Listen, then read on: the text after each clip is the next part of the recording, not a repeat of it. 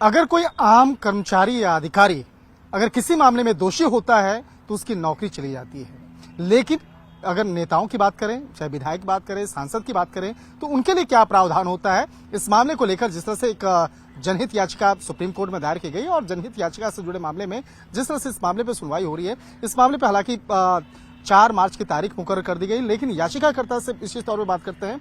अश्विनी उपाध्याय जी हमारे साथ में हैं। सर, जो याचिका दायर की गई है, क्या सोच के आपने किन किन प्रमुख मुद्दों को इस याचिका में डाला है, जिससे कि चाहे आम लोगों की बात करें या खास लोगों की बात करें, इसके बारे में बताइएगा। देखिए, भारत में सब कुछ नया नया हो रहा है। नए रास्ते बन रहे हैं, नया हाईवे बन रहा है, नया एक्सप्रेसवे बन रहा है, नए एयरपोर्ट बन रहे हैं। दुर्भाग्य से ये 1950 का रिप्रेजेंटेशन ऑफ पीपल एक्ट जो अंग्रेजों ने बनाया था वो नहीं बदला जा रहा है। अंग्रेजों ने अपने यहाँ कानून बदल लिया, लेकिन हम वही 1950 का रिप्रेजेंटेशन ऑफ पीपल एक्ट लेके चल रहे हैं। ना हमने आज तक मिनिमम क्वालिफिकेशन तय किया, ना हमने चुनाव लड़ने की मैक्सिमम एज तय किया, ना हमने सांसद विधायक के लिए सदन में कितनी अटेंडेंस होनी चाहिए मिनिमम वो तय किया। भाई, कोई आदमी अगर इंजीनियरिंग कर रहा है, डॉक्टरी कर रहा है, लॉ कर रहा है, तो 75% अटेंडेंस चाहिए होती है, तब जाकर उसको एग्जाम देने को मौका मिलता है। और यहाँ सांसद विधायक के लिए कोई मिनिमम अटेंडेंस नहीं। और सबसे हद तो इस बात की है, कोई भी सरकारी कर्मचारी अगर 2 दिन के लिए उसको सजा हो जाए, मात्र 48 घंटे की सजा हो जाए, उसके नौकरी पर आजीवन प्रतिबंध हो जाता है। एमएलए एमपी के लिए 2 साल तक की भी सजा हो जाए तो कोई रोक नहीं है। आप जरा पहले तो ये अंतर देखिए कि वहीं सरकारी कर्मचारी, थानेदार, हवलदार, कलेक्टर, कप्तान, पेशकार, तहसीलदार, इनको 2 दिन की सजा में आजीवन नौकरी से छुट्टी। दूसरी तरफ सांसद विधायक के लिए 2 साल तक की सजा में कोई रोक नहीं। जब 2 साल से ज्यादा की सजा हो तब चुनाव लड़ने पे मात्र 6 साल का प्रतिबंध है। पार्टी बनाने पे, पार्टी पदाधिकारी बनने पे वो भी रोक नहीं है। इसी को हमने इसलिए कानून को चैलेंज किया है। ये कानून बदलना चाहिए, कानून खत्म होना चाहिए। इलेक्शन कमीशन कई बार इस पे कह चुका है जो बात हम कह रहे हैं। वेंकटचलैया कमीशन बना था सन 2000 में, वो अपनी रिपोर्ट में ये बात कह चुका है कि सजा याफ्ता लोगों के पार्टी बनाने, पार्टी पदाधिकारी बनने और चुनाव लड़ने पर आजीवन प्रतिबंध होना चाहिए। लॉ कमीशन अपनी रिपोर्ट में कह चुका है कि जो लोग कन्विक्टेड हैं, सजा याफ्ता, इनके चुनाव लड़ने, पार्टी बनाने, पार्टी पदाधिकारी बनने प्रतिबंध होना चाहिए।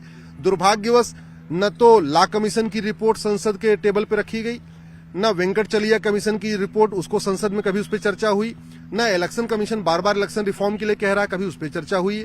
हमारी अनेक याचिकाएं हैं इलेक्शन के मामले में।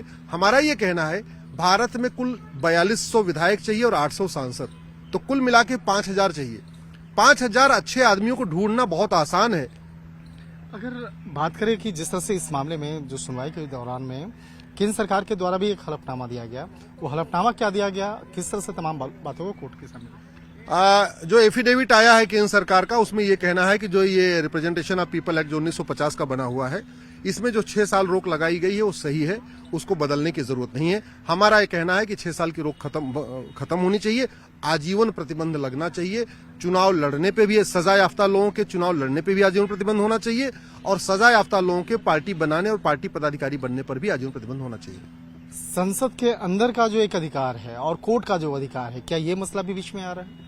निश्चित रूप से जो एफिडेविट में कहा गया है कि ये पॉलिसी मैटर है और इस पे संसद में ऑलरेडी चर्चा हो गई है, हमारा ये कहना है ये संसद का कानून ही नहीं है। ये 1950 का जो बना हुआ कानून है, अंग्रेजों का कॉपी पेस्ट किया हुआ कानून है। कभी इलेक्शन रिफॉर्म पे ढंग से चर्चा ही नहीं हुई है। न कभी मिनिमम क्वालिफिकेशन के ऊपर चर्चा हुई, न कभी मैक्सिमम एज लिमिट पे चर्चा हुई, न कभी मिनिमम अटेंडेंस के ऊपर चर्चा हुई, न कभी स्टैंडर्ड एक मैनिफेस्टो होना चाहिए, फॉर्मेट होना चाहिए, कभी उसके ऊपर चर्चा हुई, न संसद में फ्रीबीज के ऊपर चर्चा हुई, जबकि कर्जा बढ़ता चला जा रहा है, दागियों की संख्या बढ़ती जा रही, कभी उस पर चर्चा नहीं हुई है।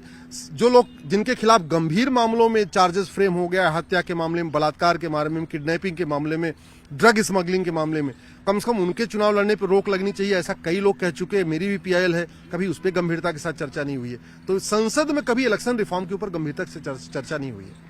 निश्चित तौर पर इन्होंने साफ शब्दों में बताया है कि किस तरह से, चाहे संसद में की अगर बात करें या विधानसभा के अंदर बात करें, अच्छे नेताओं को वहां पे होना बेहद जरूरी है।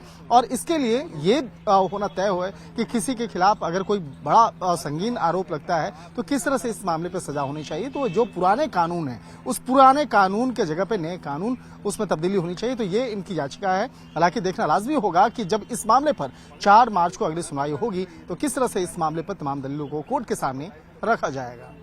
वीडियो जर्नलिस्ट रंजन के साथ में शंकरानंद, न्यूज़ 18 इंडिया, दिल्ली। है।